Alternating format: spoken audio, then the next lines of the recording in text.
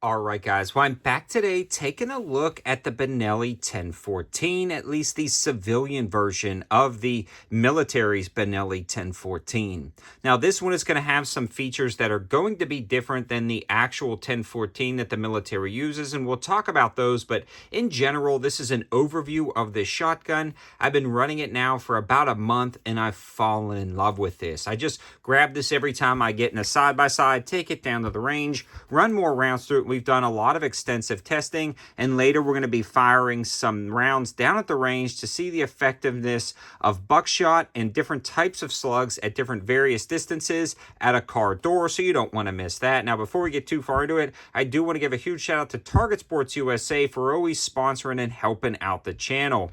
I grab a lot of stuff from Target Sports USA, and they have a lot of variety. So again, a huge shout out to Target Sports USA and their Ammo Plus membership service. But let's get back into the overview now. Full disclosure, I have no relationship with Benelli.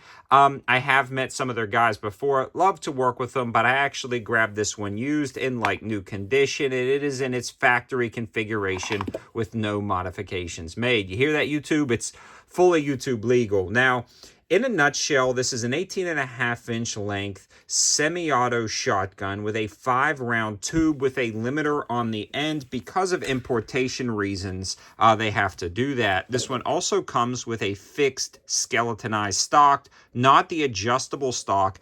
And to swap out this tube is actually a fairly decent little process. Involves heating up some Loctite, some thread lockers, so it's not super easy to swap out. Now, we're going to start by talking about the specs and features from the front and are working our way to the back, but we're going to talk a little bit about the MSRP of something like this. And I believe Benelli has the MSRP of this guy listed at right at about $2,300, give or take a little bit. Now, this one does feature the 18.5-inch barrel, but this barrel is going to be different than a standard Benelli M4. It's going to be a little bit thicker mil-spec barrel, and it's not going to have an interchangeable choke system. It's going to ship with the fixed modified choke.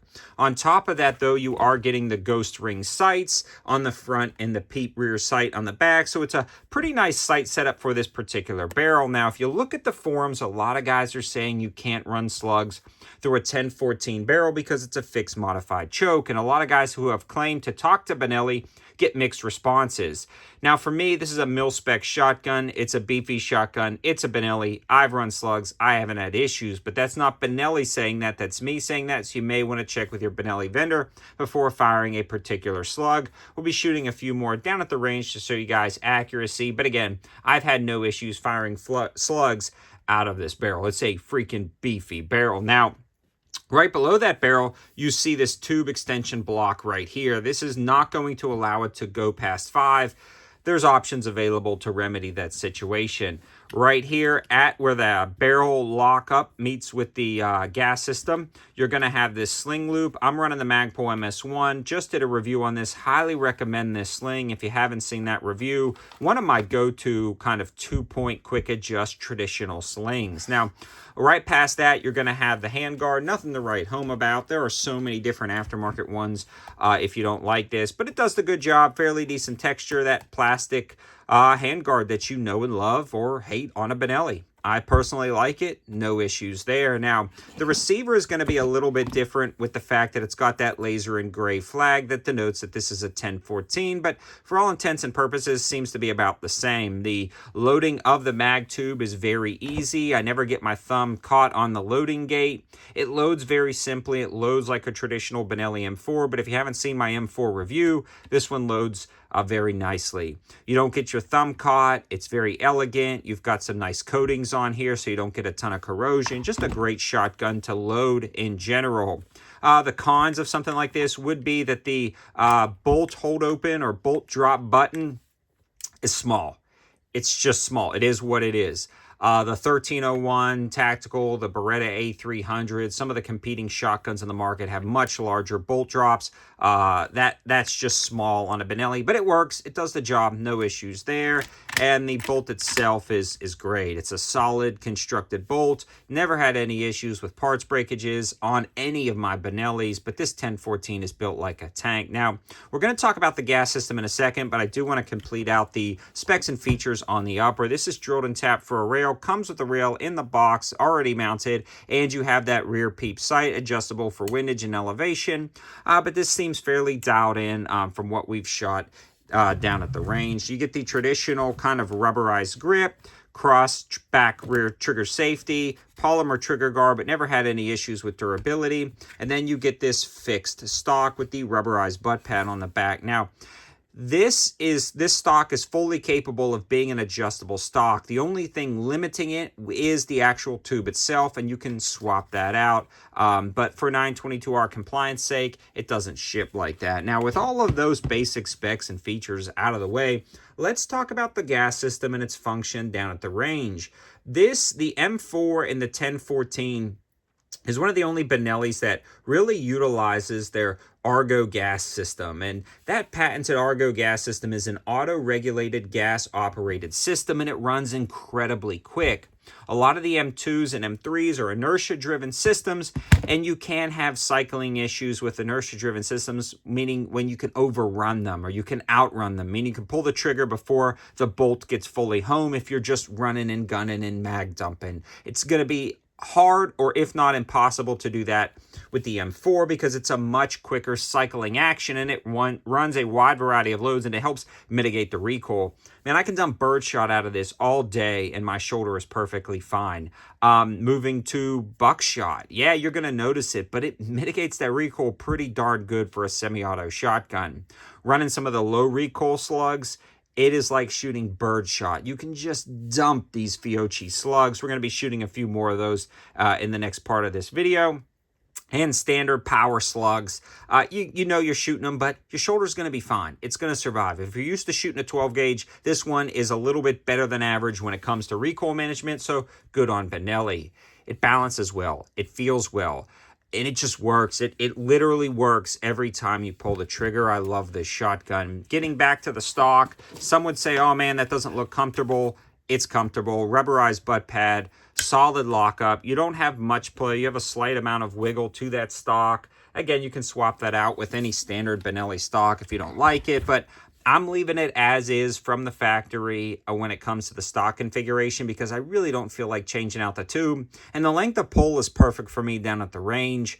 I don't really need to collapse it to store anywhere or keep anywhere. For me, it's a little bit cumbersome to unlock it quickly in an emergency situation, so I would have probably left it out anyway.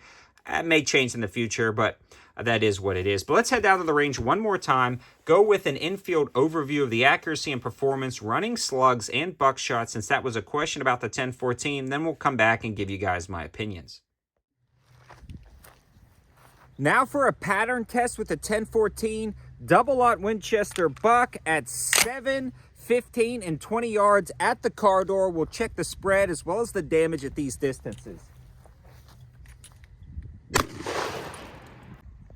Here's the spread, about the size of my fist, and I don't think we can actually get in the door, but I'll try to show you guys here. We definitely have penetration, so it seems fairly effective at this distance through a car door. 15 yards. Aimed in the exact same spot, so we have some extra pellets, but we definitely have some bigger spread. Getting close to about, I'd say, a foot spread. And looks like we don't have any extra penetration at that distance. So it looks like we lose some effective power at about 15 yards going through a car door. Now 20 yards. So our spread is a little bit greater this time. We have some hits here, but still actually very manageable and controllable and effective spread at 20 yards. Now for slugs, and again, we discussed the questionable issues with slugs in this gun, but this is going to be a low recoil Fiocchi slug. It's not a Savage slug, it's a full slug. I'm going to put this one in the door right at 7 yards. Then we'll step back to 15, 20, and then actually go out to maybe 50 yards with some sabot slugs to see the effectiveness. But we're going to put this one into the door as an aiming point at 7 yards.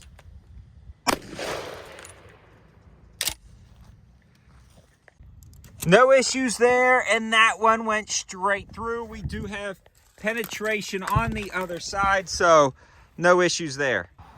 15 yards, same aiming point, sabot slug. So that one hit just a touch higher, and that could be the sabot slug coming out of the barrel, but it'll be interesting to see. And let's check the other side. Okay, so no penetration through the other side of the door, but that thing is embedded in the door somewhere. It went straight through, no issues whatsoever. We're at 25 yards now, sabot slug. I'm gonna aim a few inches below our initial aiming point.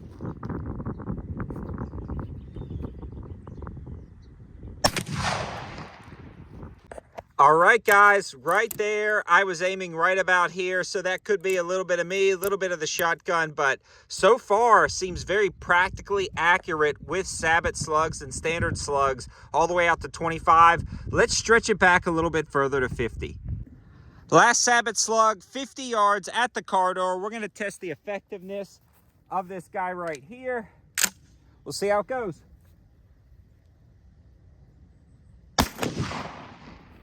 So we were aiming right here and we were high and to the right. Now I felt comfortable about that trigger pull. That's just definitely the degraded accuracy of this barrel and slug combo. Other slugs may work better than these, but this gives you a good representation of its effectiveness at distance. And this is definitely not a hunting shotgun by any means. A defensive shotgun, a beefy, durable shotgun. I believe buckshot is where it's at for defensive purposes, but it seems like it can run slugs effectively, fairly out to between 25 and 50 yards before you start getting way off target.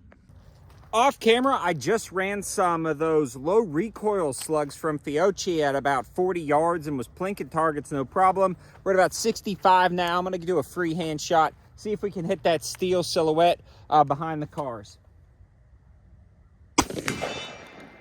Yeah, that was a center of mass hit, so I'm thinking slug dependency for accuracy on this gun, but that wasn't a problem at all. Back from the range, and I love it even more after that testing. A lot of times when I'm running slugs and buckshots down there, I'm not shooting for groups or I'm just plinking around, seeing what it can do, but actually taking out and seeing the effectiveness at different distances, this is pretty awesome. It also goes to show you the effectiveness of buckshot and the spread of buckshot between 7 and about 20 yards. And after, again, we were done filming, I went back and ran some of those Fiocchi low recoil slugs, kind of show you guys what the rest of them look like here. Had a couple of boxes of these, but these were little tack drivers out of this shotgun. 65 yards plinking, no problem. Great little shotgun. Again, the accuracy and performance of those slugs, I think, is going to depend on the particular slug with your shotgun. So get out there, run them, test them, evaluate them yourself. Don't just rely on other people's opinions. Get out there and test your slugs and your defensive loads. This is going into one of my go-to semi-auto collections, along with my Beretta 1301 Tactical. So if I'm grabbing a semi-auto shotgun, it's going to be this 1014 or my 1301. So I want to know its capabilities. I want to know what it can do with different loads, kind of standardize my loads across the board. And this low recoil slug is going to be a pretty darn good option, in my opinion. I only have this left out of the couple of boxes I had, so I probably need to grab some more if they're still available. But again, a huge shout out to Target Sports USA for always helping out. Hope you guys like the video. I hope it gives you a lot of information about the Benelli 1014. Let me know your thoughts in the comment section below. Do you think it's worth grabbing the 1014, or would you just stick with the traditional Benelli M4? Thanks for watching, guys. Have a good one.